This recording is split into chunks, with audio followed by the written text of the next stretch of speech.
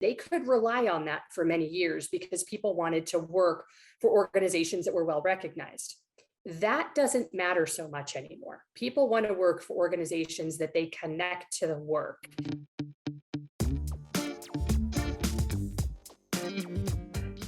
Tammy Browning is the SVP and President of KellyOCG, leading global advisor of talent, supply chain strategies, and workforce solutions. Started as a branch manager at Kelly IT Resources in 2000, rose through the ranks to become executive director of Kelly's IT product department back in 2009. She worked across the staffing space. By 2020, she was promoted to SVP and President of Kelly.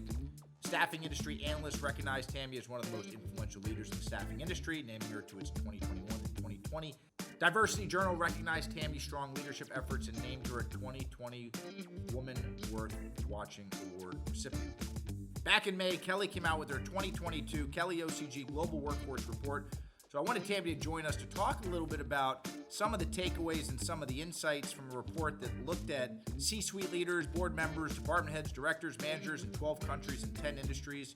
Among some of the key findings are these. They found that many senior executives are dissatisfied in their role and lack confidence in their employer, saying that going so far to say that this great resignation thing that I know everybody's really a big fan of saying now is going to evolve into something called a boss loss, where now managers burnout are going to result in their leaving the workforce. So Jaime, now we have something else to call it. Yay!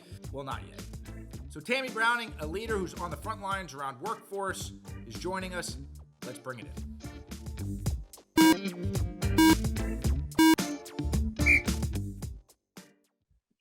So Tammy, I guess a great place to start would be, can you tell us a little bit about yourself and your background and what brought you to Kelly?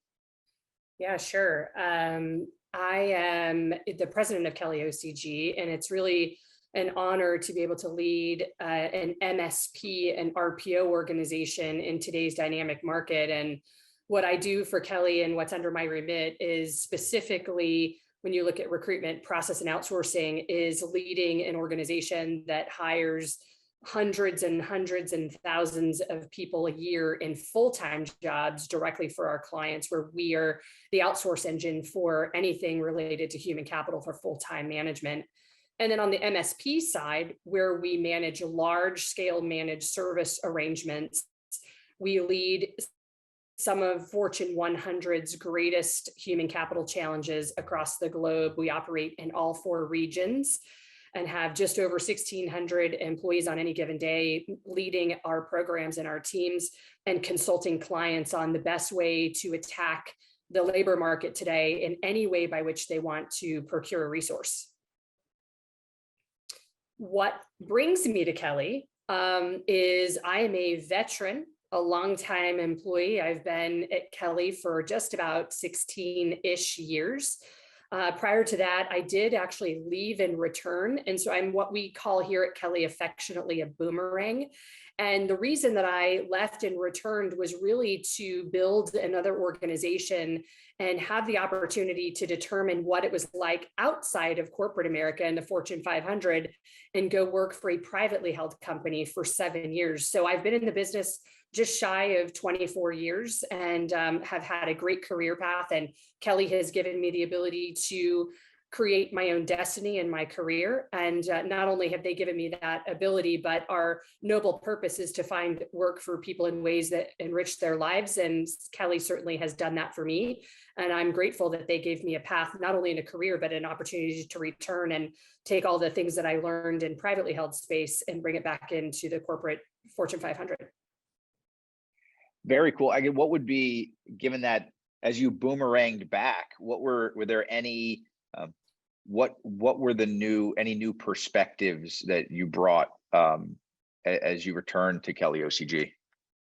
Yeah, it's interesting. I did bring back a lot. So first, the beauty of Kelly is that while we're a large organization and we're 75 years old, we are very entrepreneurial in the way by which we operate. So I had a lot of autonomy here at Kelly as it was. But what I learned working in a privately held company, you cannot learn that in a corporate Fortune 500. I had the opportunity to be very heavily involved in all ways by which the organization spent money, how they made money, the way they engaged external resources to help work get done. I was on the front lines of M&A and doing some significant work with some acquisitions that we had done that traditionally in a Fortune 500 or larger organization like Kelly, you would only touch fragments of that type of work. You would never really be responsible for the beginning and the end of how something looked, operated, and how you went to market with it. So I feel like I came back much more well-rounded.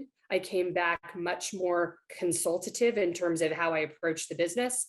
And I also came back with a little bit more grit than I had here in a corporate America, right? It's a little different when you realize that when you're asking for money from an individual, that they're writing you a check out of their back pocket. You approach that strategy very different than you do in corporate America. I'd love to talk to you about what's happening, I guess, today in the workforce. I'm sure you all have been busy, amidst great resignation. I just got a awesome report recently from you all talking about maybe a new finding around the boss loss. What's happening out there? Yeah, it's an interesting thing, because when we looked at last spring and this great resignation, the term that was coined around early 2021, we all sort of wondered if it was going to really materialize the way that it was initially coming out in the marketplace. And the report that you're referencing, which was our rework report, it's a workforce agility report that does interview 1,000 executives across 12 different countries, and it hits 10 different industries. So you're getting a really balanced view on what's happening in the Fortune 100 and what's on their mind. And the great resignation is in fact real. It is happening. People are leaving more. The quit rates are going up, as we've seen. And you're looking at, when you look just generally across the board, you're seeing organizations have a lot of instability. But interestingly enough, that workforce report that we just recently launched last month showed that only 19% of organizations feel today the impact of the great resignation, but are very concerned that there is much more to come. And what our report surfaced was actually this coined loss that you mentioned, which is boss loss. And it was surfaced in that the question was, how likely are you to stay in your job at an executive level? And 53% of them suggested that they were unhappy in their roles, and 72% said they plan on leaving their job in the next 2 years. So when you think about the disruption that can happen in the workplace when 72% of executives, 1,000 of them across 100 global organizations, think about how incredibly impactful that will be and how disruptive that will be. So what's happening is why are people leaving? What's causing it? And it's really about the lack of flexibility. So years past, you may see the question of, what keeps people? How do you retain them? What are the ways that you attract and bring talent to the marketplace? And when you interviewed talent, the number one things that would generally come back would be that they were most interested in exactly how much you were going to pay them. And they wanted to know exactly what the benefits were, because they needed to know if they could fend for their family and feed for, take care of themselves and so on. Today, the number one question that's asked is there flexibility in my job? And not hybrid. They want flexibility. Hybrid is a completely different model. They don't just want to take Fridays off or work from home on Fridays. They actually want to work now. So they not only want to tell you exactly how much they want to make, they also want to know exactly what the benefits are. But more importantly, they want to know, can I work when I want to work, how I want to work, and you pay me what I want, and I have the flexibility. So that's what's happening in the world of work today, is the talent is calling the shots in a big way, and we're seeing it all across the board. From an adjustment perspective, as if I was a talent leader in an organization, mid-size, large enterprise, at either range, I'm hearing data like that, and I'm thinking about, there's probably a camp who hear it and don't believe it, right? And then there's a camp who hear it and are, okay, what do I need to do to fix it? And what are some of the recommendations that maybe you found, Tammy, that folks can put into play right away as leaders in order to respond to those types of startling numbers. I mean, one in two or 3 and 4 managers leaving is nobody, that's a major impact to leadership and coaching and mentorship structures inside of the workforce. Yeah, I think first, when you consider many organizations like to rely heavily on their brand for talent attraction. So their go-to-market strategy is either a big brand or a well-known brand or something that people know, it's a household name, and they could rely on that for many years because people wanted to work for organizations that were well recognized. That doesn't matter so much anymore. People want to work for organizations that they connect to the work. They want to be able to feel like the work that they're doing is impacting something, someone, or some opportunity for their long-term career. So the first thing that every organization really needs to do is go back and look at their value propositions for why talent wants to work for their organization. And they need to remove this notion of because we're a big brand and everybody wants to work for us. What they need to look at is what are we offering the talent from not just a flexibility, because that's an expectation, as we've already talked about, but they also now want to know, what are you providing me in terms of career development? What training are you giving me?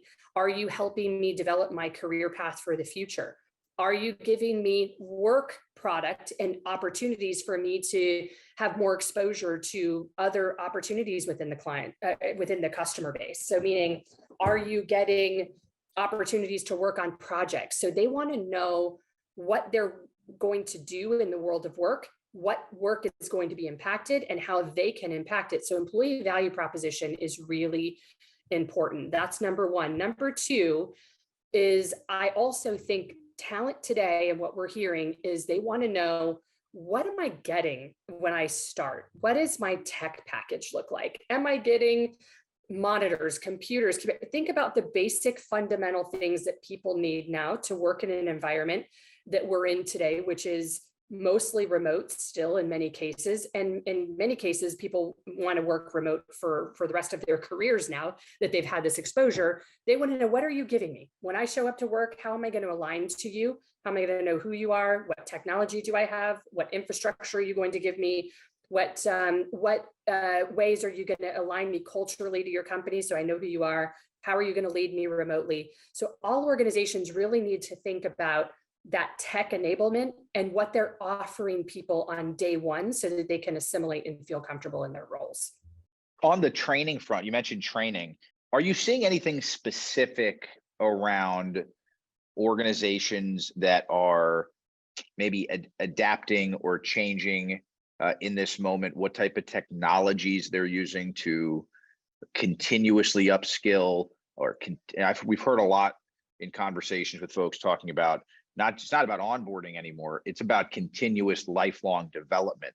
And it feels like while that's maybe a topic of conversation, it feels like a lot of companies maybe are saying it, but not always pulling the trigger on the investment needed from an infrastructure perspective to keep their people connected. I guess when you hear that, what do you think around technology and training and development right now?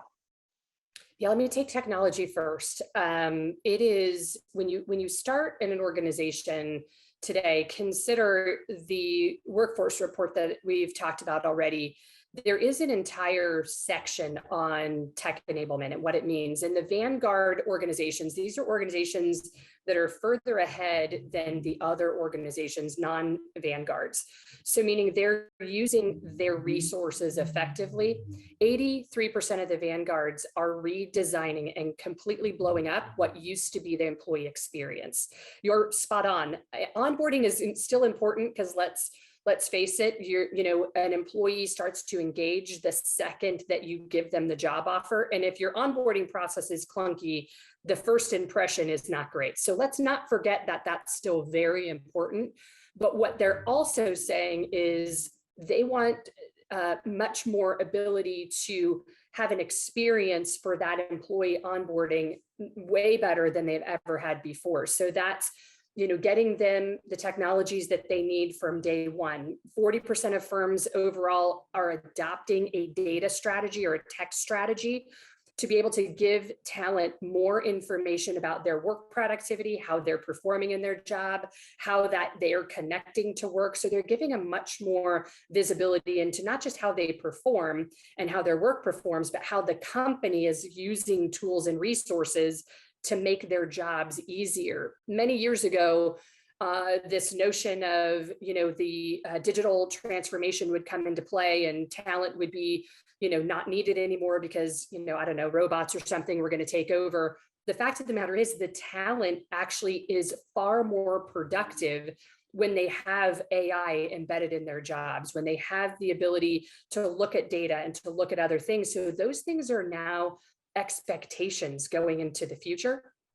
And there's no organization is going to be successful without giving talent the ability to see and feel that they're doing their job through tech enablement. Managing people today and spreadsheets and everything else is just really going to be a thing of the past. From training perspective, how you train people to use that technology is very important. What we find is that many organizations acquire technology. A lot of money is spent in technology to make employees more productive in their role. But what we also find is the adoption and the usage of that technology is generally in the 12% range. So it's a lot of money going out for about a 12% return. The math doesn't make sense there. So the only way you can get better in your technology strategy is to also have a solid change management and training strategy. So your teams have to understand why the technology is using, how to better use it, how to better engage with it, how to use technology to be more efficient in their role so that they can get more work done and not feel bogged down by manual workarounds that often, slow people down and cause a significant amount of rework. So change management has to be peppered throughout, and change management requires a significant amount of communication and training at the tactical level. So oftentimes we throw out, from an HR or from a talent acquisition or from a hiring manager perspective, manuals to go read. The fact of the matter is people need tangible training. They need to be able to have some instructor-led or some self-courseware that shows them how to use this technology. So that they can become far stronger in their roles. You can't just hope they figure it out, huh? No, That's not a strategy. That's no, not a Kelly approved. That is not a Kelly approved strategy. Not a Kelly approved strategy. And unfortunately, that's what many companies do. They just throw it out there and say, oh, look, go use it. And they don't. As I said, about 12% adoption if you're lucky. Well, we call that on the job training. That it sounds fancier, right? Just OJT, figure it out. I want to ask you about, another thing that I think is bubbling up, even given the moment. You're looking at what's happening at Starbucks and you're looking at what's happening in maybe some of the large brands you talked about.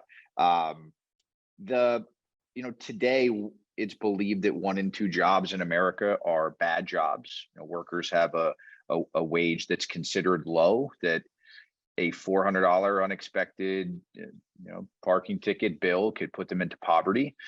This overwhelming percentage of the American, it's also a global problem, but American workforce that are low wage, they also traditionally don't get access to the same technology, training, tools, toys, mentorship, and so on.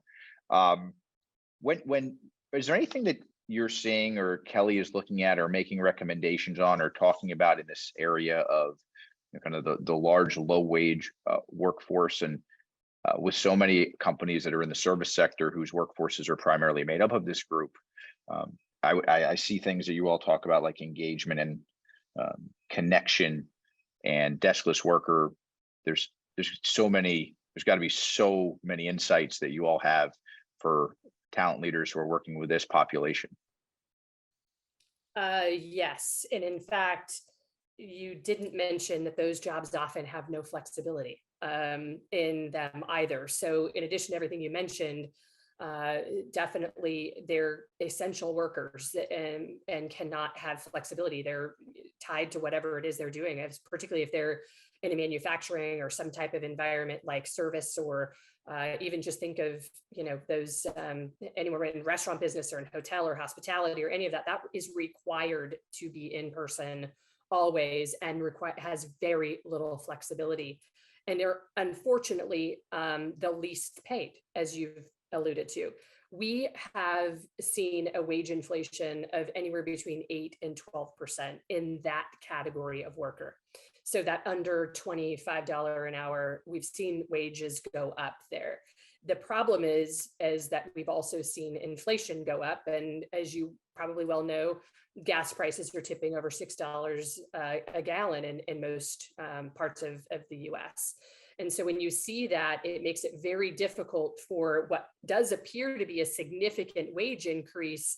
It's absorbed very quickly the second they put money in their gas tank, or they have to go to the grocery store and buy for their families. So it is truly a concern long-term for us. We are looking at a lot of data around, how do we look at this workforce and this population and keep them moving through their career and frankly up the career ladder so that they can have more meaningful work that connects them to higher pay.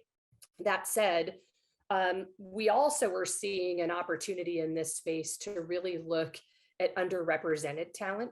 So this is talent that maybe we would normally, as across the world, overlook them because maybe they didn't fit the mold of whatever policy corporations potentially have in place today. So think about maybe somebody that has a minor criminal offense and was in the wrong place at the wrong time, and they're immediately washed out of some type of AI recruiting algorithm because they have the blemish on their background. The fact of the matter is there are some people that are great workers that if we bring them to the table and we identify underrepresented talent, they will be loyal to companies for a very long time, and they will stay with you for a long time, and they will learn more. And in fact, it helps when you consider one of the number one questions we're asked in my MSP practice is, how can you help me with diversity, equity, and inclusion? And if you consider that a lot of underrepresented talent is in fact in inner cities, or they're underrepresented for varying reasons, it does help with the inclusion strategies that organizations are trying to drive today. So for me, I struggle. I don't think there's a crystal ball to say, how are we going to solve for this long term? But we are seeing companies rise to the equation and really, really take this and say, we have to pay more money to people. So we are seeing them absolutely increase wages across the board. There's very few that have not increased wages in the last 18 months when we see that under $25 hour range. Sure. Tammy, this has been great. I have one final question for you. Much of what you're talking about and you all do are at the front lines on at KellyOCG is around the future of work. We like to ask kind of last question for the pod. What is your hope for the future of work? Yeah, so to me, a utopia state from a future of work perspective is that we remove the labels that we put on people in terms of how they want to work. So for me, it's what work needs to be done and what is the talent that we need to get it done. And we need to remove, it's a full-time employee, it's a temporary employee, it's an independent contractor. All of these labels that we've put out here have made it very difficult for hiring managers, the people that need the talent, to actually engage the talent. We've put way too much bureaucracy in the hiring process for organizations, and we need to just remove all those barriers to entry for the talent that really do want to come to work, but they don't want to work for a company that's going to put them in some box or give them some sort of label and treat them differently because of the way that they're engaged. So for me, utopia is let's remove some of those labels that we put on people. I love it. Tammy, thank you for taking time. Yeah, great to be here. Thanks, Sam.